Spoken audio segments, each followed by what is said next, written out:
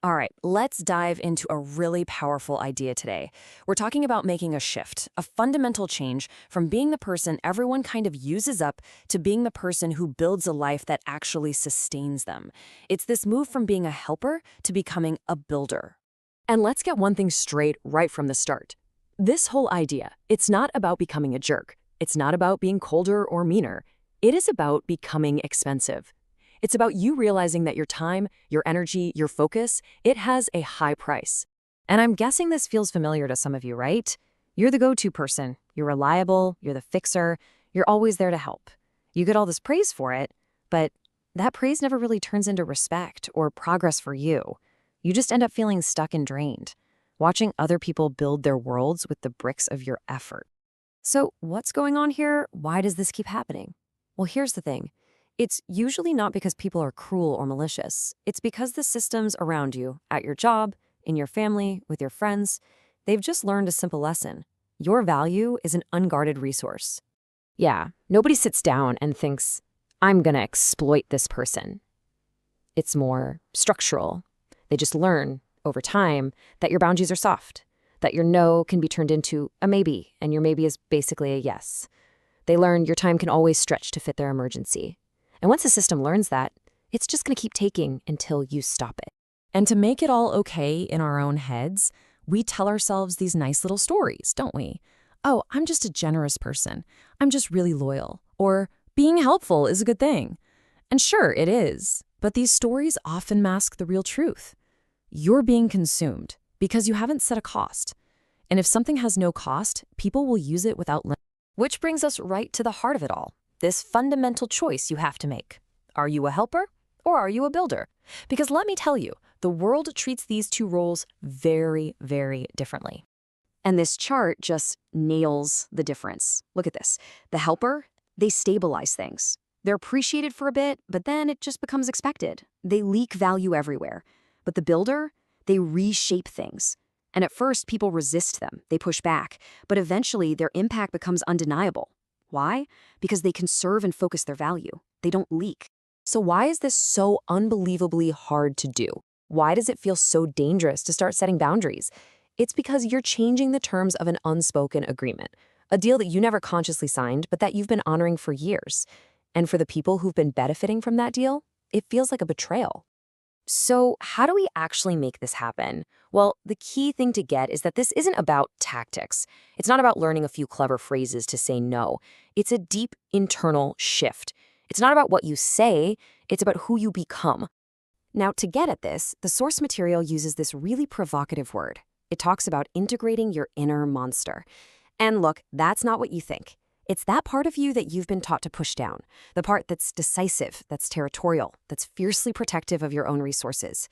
It gets called a monster because it makes other people uncomfortable. It refuses to be used. But here's the big reframe. This isn't a threat you need to lock away. It's an asset you need to integrate. It's not about rage, it's about structure. It's the part of you that puts steel in your spine and gives a real, undeniable finality to your no. And this idea is so important. Trying to be a good person by burying that strength, it doesn't make you moral. It just makes you porous. You leak time, you leak energy, you leak focus. You're left with no defenses. Okay, so you start doing this internal work. How do you know it's actually working? Well, the signs are quiet. They're subtle. And honestly, they often show up looking like problems, like resistance, or even loss. You definitely don't get a round of applause.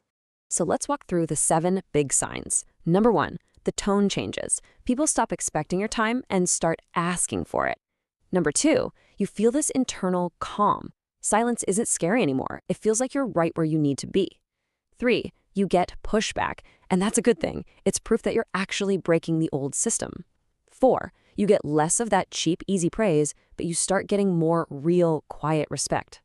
5, your work starts to compound. You're not just putting out fires, you're building something. 6, conflict gets cleaner. People stop trying to manipulate you because they know it won't work. And finally, number 7, and this one's weird, you feel this void, that hole where the constant, frantic need to be needed used to live. And that brings us to what is, for sure, the hardest part of this whole thing, the real consequence of this change. It often means a period of separation, and it means taking on a new kind of responsibility for yourself. When you finally make this shift, when you become less consumable, nobody throws you a party. There is no applause. What you often get instead is distance. Those relationships that were only built on how easy it was to access your time and energy, well, when you close the door, they just fade away. Now listen, you have to hear this. That distance, it feels like a punishment. It feels like you did something wrong, but it is not a punishment. It's clarification. That's all it is. The distance is a filter, showing you, with perfect clarity, which relationships were real and which ones were just about what they could get from you. So you get through that difficult part, you get that clarification. What's on the other side? What's the point of all this? It's about building a life that cannot be used up. That is the entire purpose of becoming a builder. And this is what the Builder's Code is all about.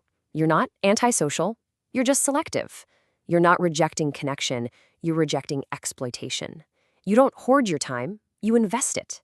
And because you're so intentional, when you do show up, your presence has real weight.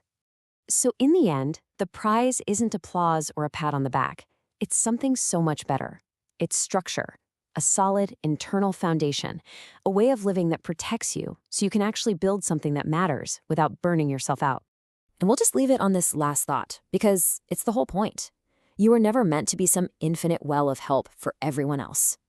You are meant to build something for yourself, something that lasts, something that by its very design cannot use you up. The only question now is, what are you going to build?